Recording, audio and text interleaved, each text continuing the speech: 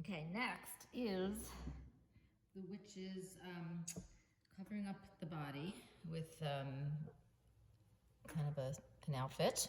I think we'll do the same thing again. I'm just going to basically show you how to, we're going to cover up just most of it, just black, and then do like a little V-neck kind of thing of the purple and some cuffs. And you can make up your own thing. You can do her whole body in purple. I'm kind of feeling like for this one it would be too much since I gave her really purple eyes. This one has kind of periwinkle eyes. You can do her eyes however you'd like. She can have brown eyes, green eyes, blue eyes, gray eyes. All right, so for this video, I'm just gonna get started on this stuff. I probably won't do the whole thing, but I'll do. Let's start with the purple part. Actually, let's start by putting some green by this hand. There's gonna be another video with the hands. This one in live class, I had demonstrated how to do the detailed fingers. We're gonna do this one. Now has like a mitten hand on this side and detailed fingers with fingernails on this side. So probably in a video for the hands, finish this one. For now, I'm just gonna put a little mitten of green here.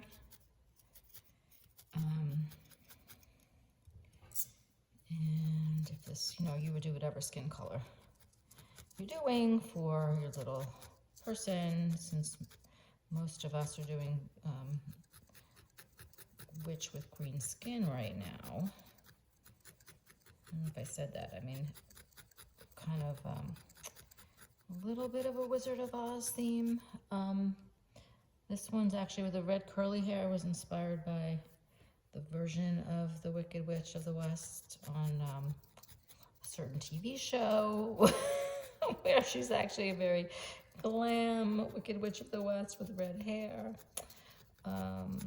You could do like an Elphaba from the Wicked, which whatever you'd like. So, but I'm just gonna for now make this sort of very, very simple mitten shape. I will put like the thumb in there because I feel like it needs that indent. And I want to get the black around this and outlined nicely. Okay, but we can still build up that hand a little more later with more green if we need to. When we add fingers. Okay, so I got some green in there. Next we'll do,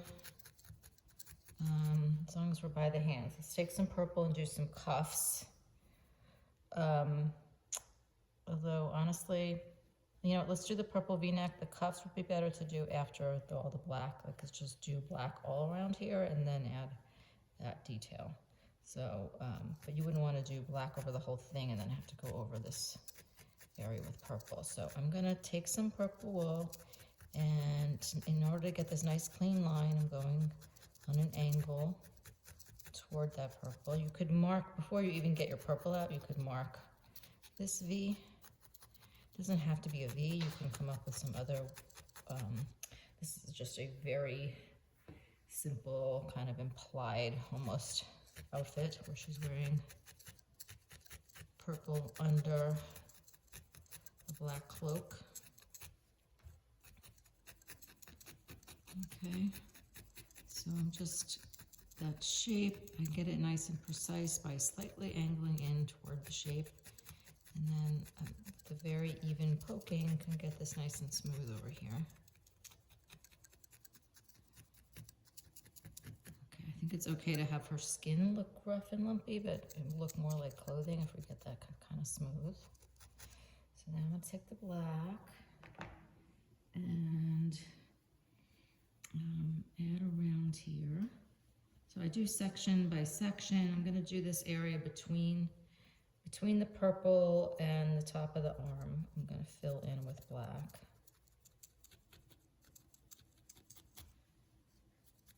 And whatever, this doesn't have to be black. You could be doing another color for her outfit.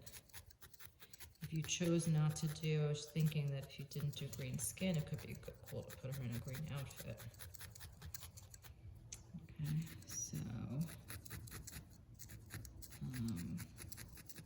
filling that in.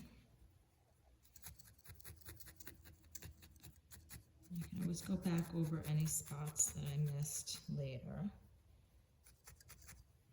I'm gonna just wrap this around. What we're gonna try to do, I'm not gonna do on this video covering the whole body. You are gonna cover the whole back and the bottom and firm everything up.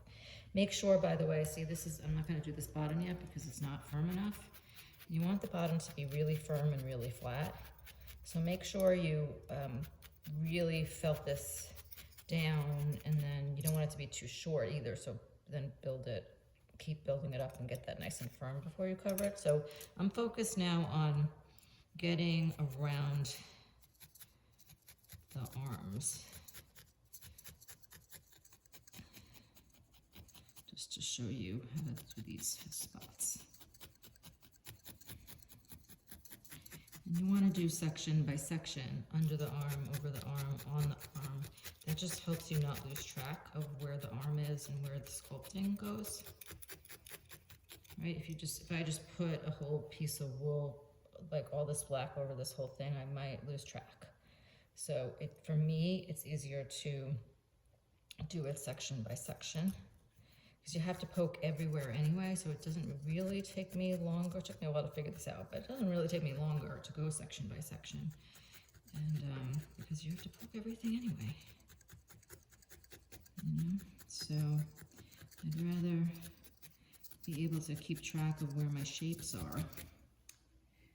That was not enough wool to put there. Put some more.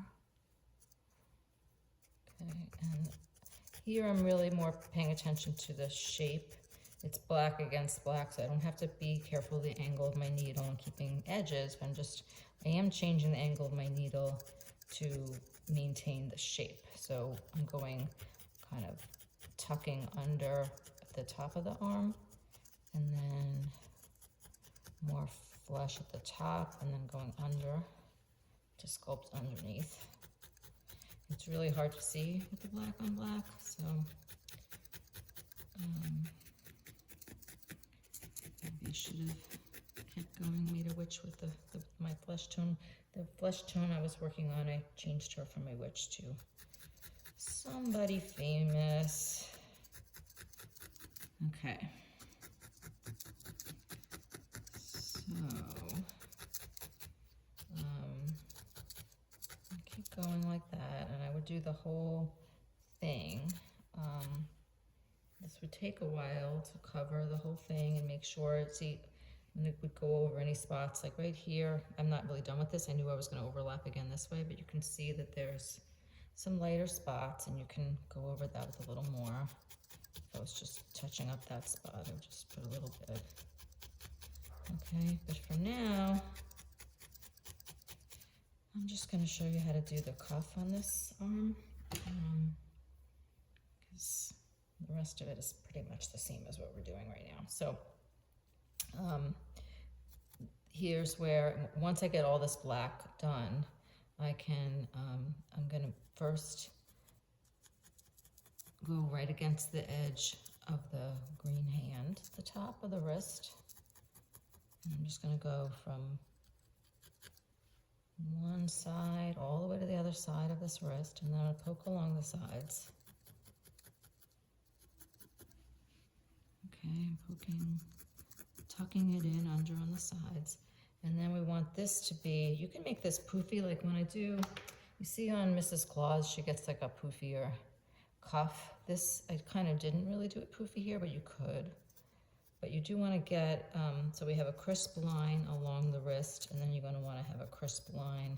You can decide how wide this band is. It could be very skinny, it could be just a line, or it can be like a real, I'm trying to just get it to look like there's a cuff, or she's wearing something under that's, the sleeves are longer. It can be either, whatever you imagine it to be. It's just some detail that helps emphasize that she's wearing clothing. And also, I just wanted to be able to incorporate purple. I love, like, what I liked about this design was that we have green, orange, and purple, because anything that has green, orange, and purple together is better. for me. That's my personal opinion. Okay, so you can do a different color scheme for your witch, but that's what I'm doing again, except this one's not nearly as pretty. Oh my gosh, look at her. All right, so I'm gonna finish this up and then come back and do a video about these hands. And then we still have hair and hats and stuff, okay? But yeah, remember, see though this is squishy, this is why this is gonna take me a while. I'm not gonna let you sit here and watch me do this, but I'm gonna really, really firm this up, and I'm probably gonna build up with some more core wall too. So do that. Make sure you really get it nice and firm before you cover. Okay, and we'll meet back to continue.